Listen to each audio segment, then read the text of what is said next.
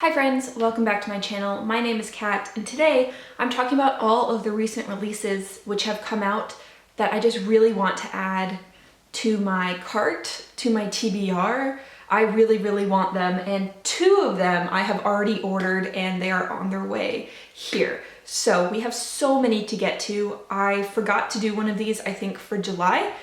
So July and August are together, and August was a super release month for like the publishing industry. So I have so many to talk about. So make sure that you have like a pencil ready if you need it, or have your Goodreads open to add these books to your list, because just so many of them sound so great. It's gonna be such a fun time. So without further ado, let's go ahead and get into these books that I am dying to get my hands on. So first up was out in July. This is Boy Parts by Eliza Clark. I heard about this from Jen Campbell. So this is a UK release, and it is focused on Irina, who is a photographer, and she takes photographs of men.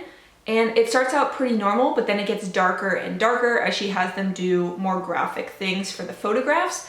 And this says that it is an exploration of sexuality and gender roles. So I am very intrigued, and I hope that it's dark, and I really can't wait to read it. Next is a July 2nd release, and this is The Constant Rabbit by Jasper Fforde. And this is again another UK release. This one is just too weird for me not to put on this list, and as soon as I heard about it, I was so intrigued. So this is about an alternative UK where there are humans, and then there are also huge anthropomorphic rabbits.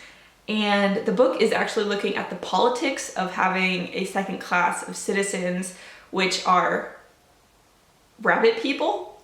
And it just sounds so weird and exactly up my alley. Like, I love weird shit. So this immediately went on my TBR.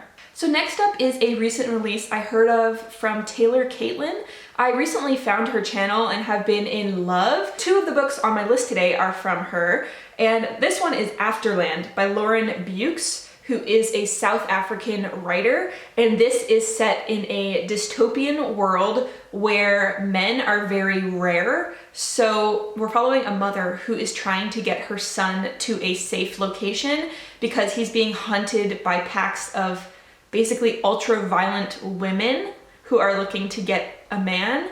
And and amongst the ultra-violent women is even her own daughter, who's trying to kidnap her brother so that like she can make money in this world. So it just sounds super topsy-turvy. I'm sure it will have a bunch to say about gender politics, and just, I think it sounds really weird and great. So if that sounds at all up your alley, definitely go for it. This one I might have already bought on my Kindle.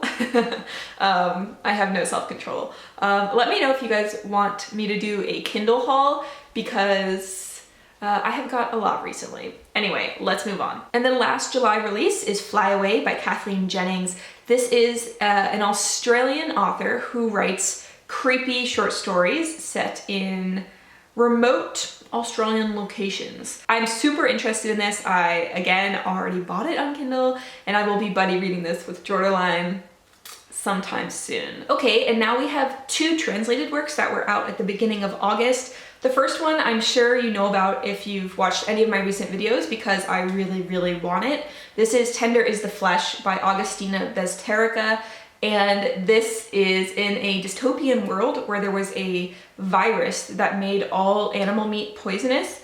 So now we're following Marco, who is a butcher of humans, which is the type of meat that we now can consume.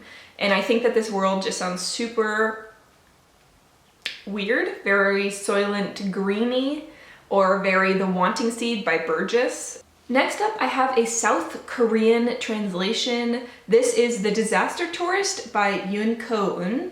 And this one sounds so bizarre, and I've never read something that's called an eco-thriller before. So we're following a main character who works at a disaster tourist agency. So basically, the agency helps people vacation at places that have been devastated by natural disasters.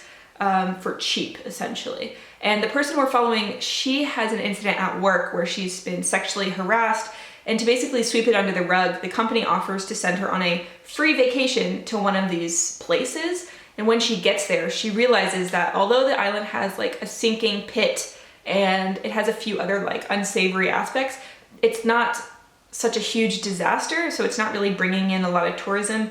So the island might be thinking about creating their own destruction, and she needs to decide which side she's on, and if she's going to help them destroy the island to get more tourism, or if she's going to, I don't know, take down her old company. So I just like never heard about anything that had this type of synopsis before, and it's a Korean translation, so I was like, yes and yes. So the next 3 releases were also out on August 4th, and they are all queer space sci-fi stories, which like, is it my birthday? Am I blessed by good publishing? This is wonderful. So the first one I want to talk about is The First Sister by Linden A. Lewis. And basically we're following the first sister, who is a priestess of the sisterhood. She has no name, no voice, and she travels alongside the soldiers of Earth and Mars. I know that this is a space opera, it's queer, and I don't know, it's not really clear who the main character is or what her powers are, but I'm very, very intrigued because it's kind of like priestess of space type situation. I don't know. I'm very intrigued by this one. Not sure exactly what it's about. If you've read it, let me know, because the synopsis is a little confusing. Next one up is Seven Devils by Laura Lamb and Elizabeth May. So we are following Eris, who faked her own death to get away from being the heir to one of the most brutal empires in the galaxy. And when she joins up with the opposite side to be kind of, I think, a rebel fighter, she is sent on this mission to infiltrate back into the place she came from, only it's complicated when she gets paired up with a technician and pilot who kind of hates her guts, I think. I heard about this also from Taylor Caitlyn as well. So big shout out to Taylor Caitlyn for bringing these books to my attention. Okay, let's move on to the next one, which is The Space Between Worlds by Micaiah Johnson.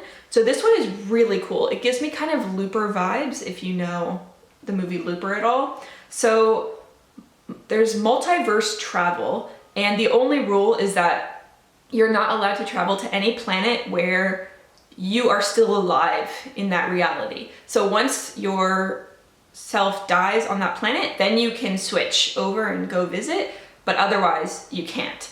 And so the person that we're following, all of her multiple selves have died on the other planets except for herself. So she makes a really good agent for this multi-dimensional travel. But then she discovers that everything might not be kosher and starts to unravel a mystery.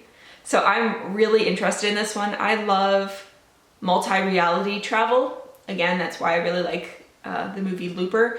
But I haven't ever seen it done super well in books. There's always a lot of plot holes. So already the fact that their being on that planet has to be dead has major points for me. And the next 2 books that I'm going to talk about are ones that I recently bought because we're gonna do a Kmart haul because we needed a few like things for the house, and I just happened to look through their book section and they had 2 of these books which I already really wanted, and they're relatively cheap. So like I was like amazed. The first one here is The Hunted by Gabriel Bergmoser, and this one is an Australian author, and this is a mystery thriller horror novel, and it sounds so good. So it's set at a remote gas station in the middle of fucking nowhere in Australia. And a grandfather is watching his granddaughter, and then strangers show up. And it says it's echoes of deliverance with battle royale, which I'm like, holy hell, sounds so good. The cover that I bought, like, because that's what Kmart had, is this one, but the one that is on Goodreads and also other websites is this one, which I think shows it better. It's a lot of blood, and that is a fucking meat hook. So I'm really waiting so impatiently to get this in the mail. And the other one, which I have ordered, is When I Was 10 by Fiona Cummins. This one is about sisters Sarah and Shannon Carter, who were blonde and very angelic until the time when a neighbor's wife was stabbed 12 times to death. During the trial, it was found that one of the sisters was guilty, and she has spent the last 8 years in a child secure unit accused of the brutal killings. And on the anniversary of the trial, a documentary team is going to investigate what really happened. And we have one sister who has been incarcerated all this time, and the other sister who has been living away from the eye of the media and in normal foster care. So I think it just sounds amazing, and I can't wait, and I believe it has super high ratings. And either way, one or both of them are gonna be evil children. Like, fingers crossed, hopefully. So I just really, really can't wait to get this in the mail and like read it immediately. Next up is a dark, creepy short story collection that I heard about again from Jen Campbell. This is You Will Never Be Forgotten by Mary South. So it says, an architect draws questionable inspiration from her daughter's birth defect. A content moderator for the world's biggest search engine spends her days culling videos of beheadings and suicides, and she turns from stalking her rapist online to following him in real life. At a camp for recovering internet trolls, a sensitive misfit goes missing, and a wounded mother raises a second incarnation of her child. So, sounds creepy, sounds right up my alley, and the cover is so stunning, and I might have already bought it on my Kindle. And out August 11th was We Are All the Same in the Dark by Julia Heaberlin, who is a US writer, and this one is a thriller headed by a female cop. So as you guys know, I've really been into thrillers lately, and it seems to be predominantly male detectives like solving these things, but I do really appreciate the female perspective, as you guys know.